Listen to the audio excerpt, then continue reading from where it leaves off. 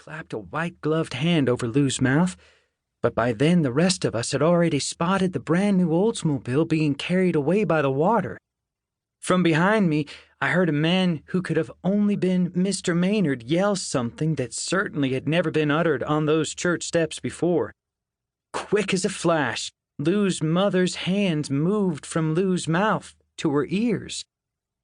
Then someone else cried out. People began to point to an object floating toward us. As it drew closer, I saw it wasn't one object, but two, and then that they weren't objects at all, but two little girls. The Coombs twins, who had stayed home from church that morning on account of having the chicken pox, were floating side by side in the water, flailing and sputtering for breath. "They'll drown!" shouted Mrs. Updike as the twins neared. "Somebody do something!" There was a moment's pause when we all searched ourselves for the courage to jump in, each one of us finding instead an excuse not to.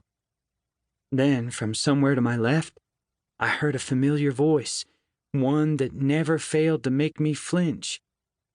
"My daddy can do it," Bruce Pittman crowed. "He's the best swimmer in town." And with that, all eyes turned from the twins to the Pittmans. Mr. Pittman stood behind Bruce. His face went sallow, his knuckles turning white on his son's shoulders. His features were pinched like he had just stepped in a steaming pile of horse manure. Mr. Pittman's eyes flickered to the bobbing heads in the swift, churning water. He licked his lips. "They're going under!" squealed Mrs. McGuire as the two tiny heads disappeared beneath the water. Mr. Pittman opened his mouth to say something, but we never found out what it was. An elbow jutted into my ribs as people were pushed aside. Then the flash of someone diving into the water. He was tall, but his shoulders narrow. A boy who wasn't quite yet a man. For a long moment, he didn't reappear, and I thought whoever the boy was, he might have drowned. "Who was that?" I heard Mama ask Daddy. "I think it's John Bailey's boy," Daddy replied. "Jack, isn't it?"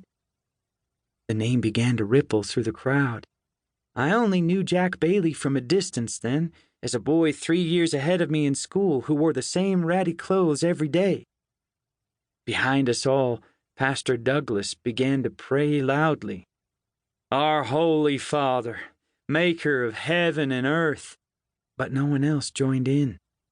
We were too busy watching as Jack Bailey suddenly reappeared, hoisting an arm beneath the shoulders of each tiny twin. Then he began to swim toward a river birch that had been felled by the flood, and which was likely what had shaken the church, but whose roots still held fast. If he could get to the tree and lift the girls onto it, they would be able to shimmy along the trunk all the way to where its upper branches rested on dry land. At first, it looked like they weren't going to make it. The current wanted to sweep them forward, not allow them a sideways detour. But then Jack seemed to find some strength he must have been saving up and began to kick harder and harder, and the people on the steps began to shout, "You can do it, son! Little faster now, that's it!" Then he had reached the birch tree, which gave him enough protection from the current to lift the Coombs twins one at a time onto the trunk. The girls coughed up river water as Jack hoisted himself up after them. We watched as he gently pushed them to start scooting their way along the trunk toward dry land.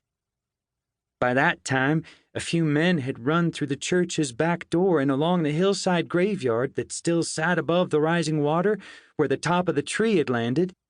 As soon as the twins were near enough, 2 of the men reached through the boughs to lift each of them off. Behind them, Jack jumped down. The moment they were all on dry land, everyone began to clap and cheer.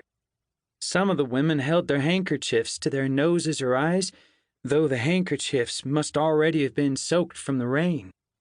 Mr. Maynard looked close to tears, too, though I thought it was more likely he was misty-eyed over his car than out of relief for the twins.